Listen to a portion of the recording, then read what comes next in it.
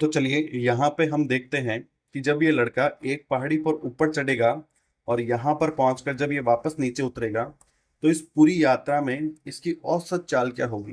तो इस वीडियो में हमारा उद्देश्य यही है कि इस संपूर्ण यात्रा में इसकी औसत चाल क्या होगी। तो हम मान लेते हैं, चलिए यहाँ पे, कि जब ये ऊपर चढ़ रहा है तो इसकी चाल 1 किलोमीटर प्रति घंटा है। हम ये देख सकते हैं कि जब ये ऊपर चढ़ेगा तो इसकी चाल कम होगी, और जब ये यहाँ पर पहुंच गया है और यहाँ से वापस नीचे उतरेगा, तो क्योंकि ये ढलान है तो यहाँ पर इसकी चाल ज्यादा होगी। तो चलिए इसको मान लेते हैं कि ये क्या है, ये 9 किलोमीटर प्रति घंटा है। तो ये जानकारी हमारे पास में है।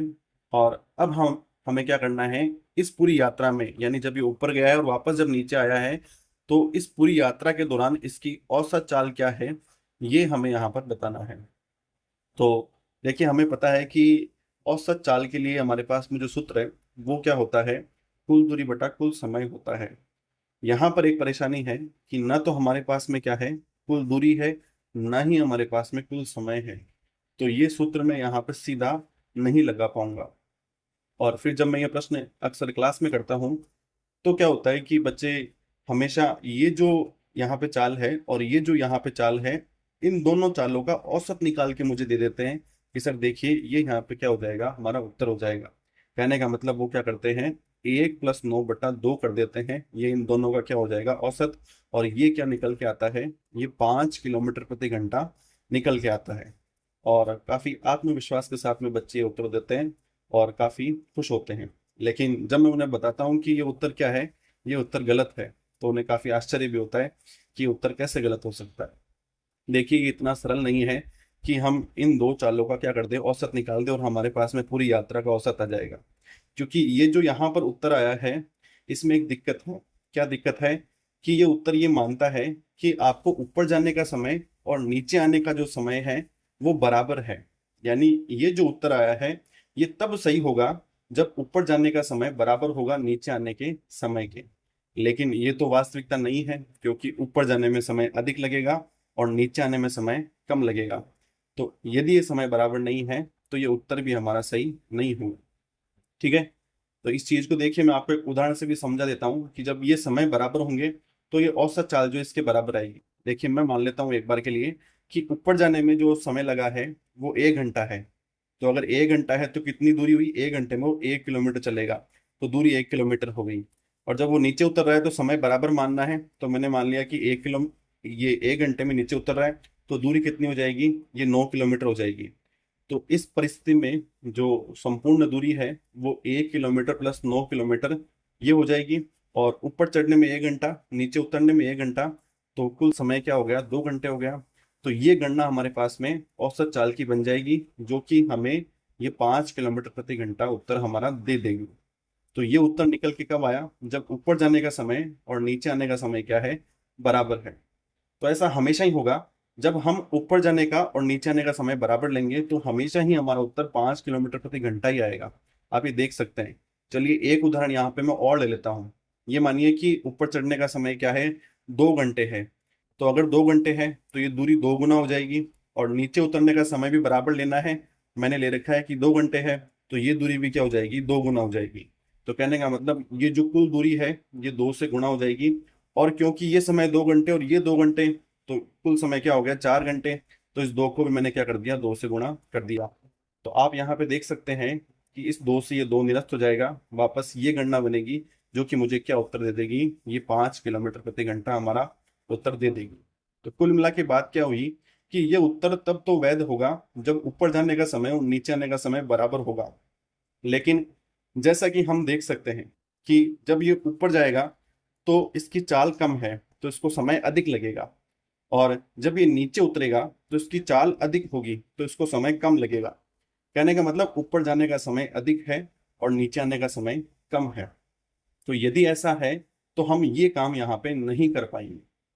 तो हम क्या करेंगे, तो ये बात करने से पहले मैं एक बार आपसे चाहूंगा कि आप एक बार वीडियो को रोक के ये पता करने की कोशिश करें कि जब ये समय बराबर है तब तो ये उत्तर 5 किलोमीटर प्रति घंटा आया।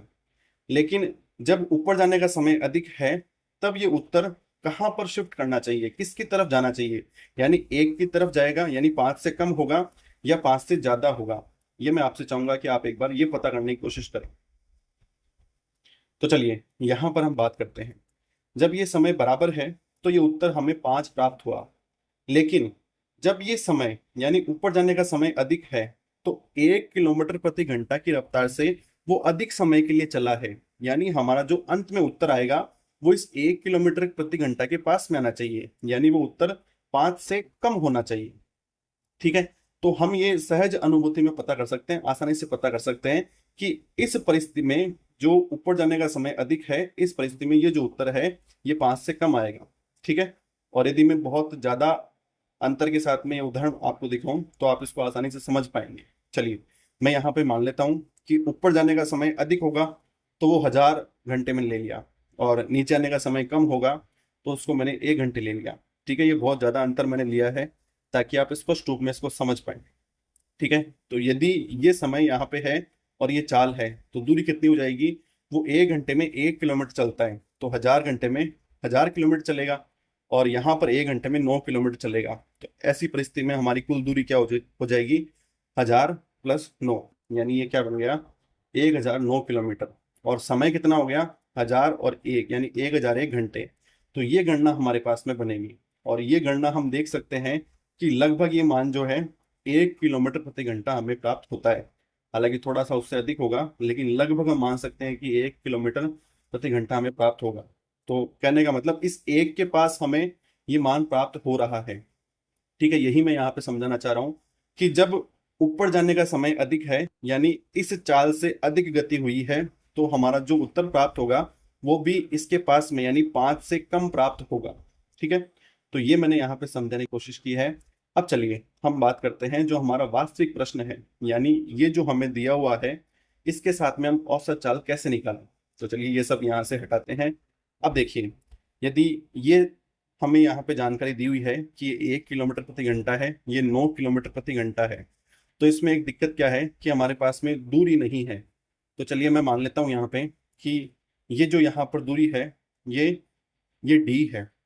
तो कुल दूरी क्या हो जाएगी, जब ये ऊपर चढ़ेगा तो डी दूरी, और जब ये नीचे उतरेगा तो डी दूरी, यानी कुल मिला के दूरी क्या हो गई, 2D हो गई, 2D। तो यहाँ पर हमारे पास में कुल दूरी क्या हो जाएगी, 2D। ठीक है। अब देखिए ऊपर जाने का समय दिया हुआ नहीं है और नीचे आने का समय दिया हुआ नहीं है, तो मैं एक बार अपनी तरफ से इसको मान लेता हूँ कि ऊपर जाने का समय क्या है, T1, और नीचे उतरने का समय क्या है, T2 है। तो कुल समय वापस से मेरे पास में क्या बन जाएगा, ये T1 + T2 बन जाएगा। ठीक है। तो अब यहाँ पे देखिए D, T1 और T2 ये तीनों ही मुझे ज्ञात नहीं है। लेकिन जब मैं यहाँ पे बात करूंगा इनके संबंध की, तो देखिए जब मैं चढ़ते समय बात करूंगा तो मुझे ये दिया हुआ है कि चाल क्या है, चाल 1 किलोमीटर प्रति घंटा है। तो चढ़ते समय यदि मैं बात करूं तो चाल बराबर क्या होगा, दूरी। चढ़ते समय दूरी क्या है, ये डी है, तो डी बटा समय, समय क्या है चढ़ते समय का, समय यहाँ पे है T1, तो बटा क्या हो गया, T1। तो ये संबंध मुझे यहाँ पर पता है। तो यहाँ से मैं क्या कर सकता हूँ, यहाँ से T1 का मान निकाल सकता हूँ। तो T1 बराबर क्या होगा, D/1, जिसको मैं D लिख सकता हूँ। तो T1 का मान क्या आ गया, D आ गया।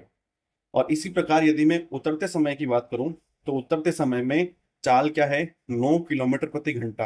तो ये बराबर होगा दूरी बटा समय के। दूरी वापस क्या है, उतरते समय भी डी है, और समय यहाँ पे क्या ले रखा है, T2 ले रखा है। तो ये क्या हो गया, T2। और यहाँ से यदि मैं T2 का मान निकालूं तो ये मान आ जाएगा D/9। तो यहाँ से मैंने क्या किया है, T1 और T2 का मान निकाल लिया है। और यदि इन दोनों मानों को मैं निकाल के यहाँ पर इसमें रखता हूँ तो देखिए हमारे पास में औसत चाल क्या बन जाएगी। यहाँ पर कुल दूरी क्या हो गई, 2D, और बट्टा क्या हो गया, ये जो T1 है इसका क्या हो गया यहाँ पे D, और T2 जो है इसकी जगह पे क्या रख दिया है मैंने, D/9। अब यहाँ पे देखिए इसको सरल हमें करना है। तो जब मैं यहाँ पे इसको सरल करूंगा तो मुझे दिख रहा है कि हर में ये जो लिखा हुआ है इसमें से D उभयनिष्ठ हो रहा है, यानी कॉमन हो रहा है। तो यदि मैं इसको उभयनिष्ठ कर दूंगा तो देखिए D यहाँ पर बाहर आ जाएगा, और ऊपर वाले D से ये जो नीचे D आया है ये निरस्त हो जाएगा। तो अब मेरे पास में क्या बच जाएगा, ये 2/1 + 1/9। और यदि यहाँ पर इसको सरल करूं मैं तो ये क्या हो जाएगा, देखिए लेस से लेके सरल करने पे 9, यहाँ पे इससे 9 हो जाएगा, और ये 1 है तो 9 + 1/9 हो जाएगा। ठीक है। जो कि आगे जाके क्या बन जाएगा, 9 + 1 10 हो जाएगा। तो 2/10/9 ये बन जाएगा। और ये हमें पता है कि यदि हर में एक भिन्न लिखी हुई होती है तो ये इसका उल्टा होके व्युत्क्रम होके यहाँ पर गुणा हो जाता है। यानी ये क्या बन जाएगा, ये 2 गुणा इसका व्युत्क्रम क्या हो जाएगा, 9/10। और ये क्या बन गया, 2 × 9 यहाँ पे 18 हो जाएगा। और 18/10 क्या आ जाएगा, 1.8 किलोमीटर प्रति घंटा। यानी ये जो हमारे पास में ऊपर चढ़ने और नीचे उतरने की संपूर्ण यात्रा होगी, इसका औसत चाल हमें क्या प्राप्त हो जाएगी, 1.8 किलोमीटर प्रति घंटा। तो इस वीडियो में हमने ये बात की है कि यदि हमारे पास में एक तरफ के लिए ये चाल थी और दूसरी तरफ के लिए ये चाल थी, तो इन दोनों चालों से मैं इस पूरी यात्रा के लिए औसत चाल कैसे निकालूंगा, इस वीडियो में मैंने ये बात की है। और हम आशा करते हैं कि आपको ये समझ में आया होगा।